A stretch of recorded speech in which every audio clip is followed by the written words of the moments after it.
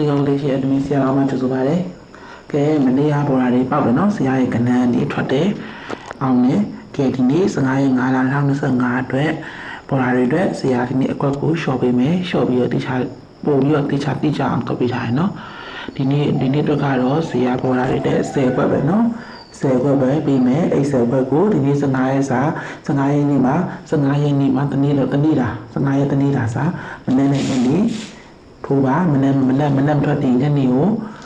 စားလို့လိုက်ပါနော်တနေ့စာနော်15ရက်5လ2025တနေ့လုံးစာပါဒီ10ခွက်ကတော့ကဲပေါ်လာပြီကျွန်တော်ရဲ့ server ဘယ်လောက်တော့ဒီဗီဒီယိုလေးကိုချစ်တဲ့ရအောင်ဒီမှာပါ939843486363685358ဖြစ်ပါတယ်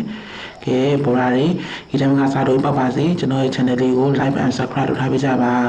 ဟောဒီအားလုံးရွှေငွေစိန်ကြောက်စေတာဝိကျနာနဲ့ကြပါစေဗျာအားလုံးကျေးဇူးတင်ပါတယ်